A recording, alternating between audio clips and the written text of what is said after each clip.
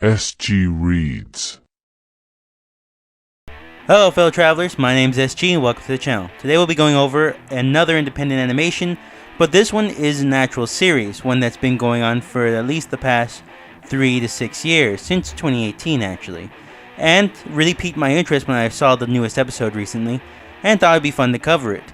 This of course being Metal Family. This series has had a lot of promise, has had some fun moments, and more than anything else I've seen in the past with these animations, a cognitive story that seems to go from episode to episode, from season to season, and really starting to pick up on the drama while at the same time picking up on what it originally promised, family fun. So for right now, let's get started, shall we?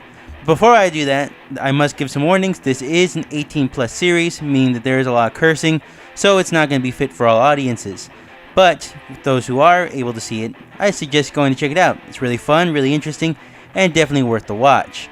Okay, as I said before, please leave a like, comment, subscribe down below. Please support the original creators. I know they work hard on this, and they need the attention that is put into as much effort as they're given into it. So thanks again for watching, and please support the original channel. Alright, with that being said, let's get started, shall we? Metal Family originally aired on 2018 on the Metal Family YouTube channel, and it was created by Kovaleveva Alina, and was animated by Kovaleveva Alina and Zidonic. These are both the main heads and animations of the Metal Family channel, and have been constants throughout the rest of the series, including the English dub. Now when I say English dub, it's mainly because this was originally released for a Russian audience, so it had to be later on English subbed, then 3 years after its premiere was released in an English dub by the same creators. There is quite a gap between the episodes, mainly because they are doing the animation themselves with no major backing from a major studio. So everything done by either voicing, directing, and even the animations done by these two people. And it has taken quite a bit to make these just small amount of episodes, but the detail definitely shows and does offer a great respect for what they're doing and the story they're trying to tell, with every episode having its own evolution in a way. The animation looks smoother every time you go from episode 1 to the current episode of season 2. It seems to be the voice acting as well has gotten increasingly better. With no real room for improvement, I do say that the animation, voicing, and everything is grade A material and has given way to something great and funny along the way. The main series at the start consists of the events happening around Dee, Heavy, Glam, and Victoria as the main characters and main protagonists of the main series, but it does shortly evolve after that, from going a mere episodic series to more of a storyline based, and that being around episode 5, where we do learn about Glam's background as not just the father or head of the house, but more of his dark past, more of the family he left behind, consisting of his mom, dad, and sister, and then we do get more of an idea of what's happening overall in his head, consisting of his background in music, of rock, of glam rock, and all that kind of background. It does offer a very in-depth and very interesting kind of storytelling that, as I said before, we don't really see too much of in independent or even in regular animation period. So that does give it a new vibe, a new different take. And I do admire the take on heavy metal and what it means to be part of the music world through the eyes of these different characters. So I do like the attention to detail, especially for the earlier seasons that would later come on into the second season. Much more developed storylines do advance, but you can definitely see where the roots are still there and are still taking note of, including that with Chive or Chess depending on your pronunciation of the character, and how Dee reacts to Glam and how Heavy reacts to his mom. So it does give a lot of information about the family overall, and the storylines are interesting while at the same time having their own kind of style. You can really separate the seasons into two different stories, one about the Metal Family, one about Glam building the family.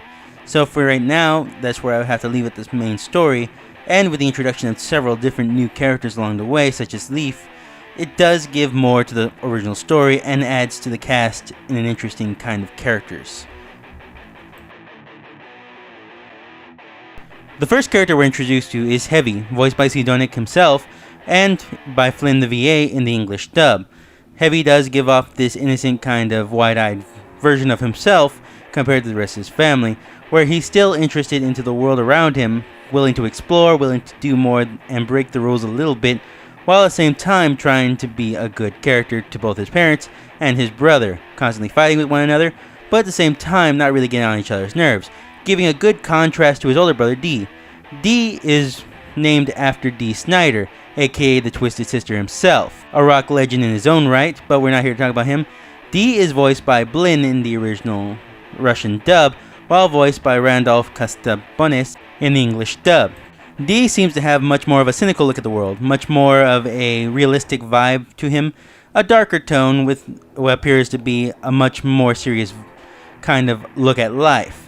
Maybe coming from the idea that he's not really encouraged to look into his musical pursuits from his dad or mom, but for the most part, that we still need to figure out more about him as we go along. He does share a shyer attitude when it comes to some of the newer characters, such as Leaf, and it does offer a good kind of contrast to his regular tone along the way. We then talk about their mom, Victoria, who is a biker and all-around strong person, willing to be the main kind of strength of the family, if you will. Willing to fight for her family, willing to fight for what they are, and willing to admit that they may not be perfect, but at the same time, she's willing to defend them at no matter what cost, including Glam and her two youngest. Her original voice actor is by Kovaliva Adina, and Cougar McDowell as the English dub actress. I do really like her character, and does add a good contrast to what we see as Glam, the main father of the family, but she does offer a kind of realistic vibe, much more in the line of Dee, and kind of the personality of Heavy along the way.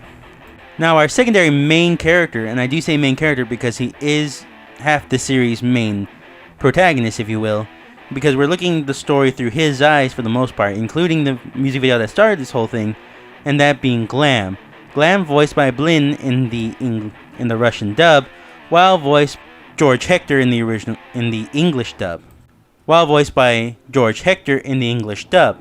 Both play the character very well. They both do have this high-pitched tone, while at the same time trying to sound upbeat while giving it more of a sinister tone, giving it an undertone, fitting the character's both presence, appearance, and his past as we know it throughout the series. So for the most part, both actors do very well. I do like the original Russian subbed by English, and does offer more of a detailed look into what the original story was meant to. But I do get why you would want to watch dub, because that does give its own experience as well. They both have equally great value, and there really is no one over the other, but you would definitely want to see subbed with English subtitles if you want to go with the original. So for right now, that's where I'm going to leave it. We do have other characters that are going to be main plot points, such as Leaf appearing to be a main interest for Dee, and or friend to Heavy, who is voiced by Cherry Queen in the English dub, and does offer a newer kind of vibe for the main cast, offering a mysterious kind of element to the whole thing, and even Glam himself is not really sure about him. But we'll leave that for a minute.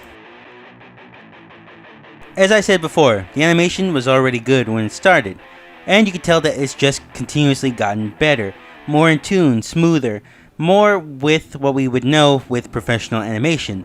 We can tell that this has been a one-person project for a very long time, and even when it was that, it was still an amazing piece of work. Still amazing art. I do love the original episode still, but when you go from the first episode to episode 6 of season 2, you can definitely see the difference, the improvements, and how much effort and energy was actually put into the whole series. You can tell that a lot of love and effort was put into it overall, and the animation shows that, the voice acting shows that. But more than anything else, you can see the continuity in story shows that. So when it comes down to the animation, there are no notes. This is very well done, and you can see that there's still room for improvement, but at the same time, would you really need that? That's the charm of the series as a whole. Makes you think that it is an independent series that has been going on for a minute, and it doesn't really need the introduction of an outside source other than to help clean it up a little bit. But for the most part, I will have to say that it's very well done and doesn't really need all that overall. Now, for a series named Metal Family, you would think music would be a big object in this, and it is.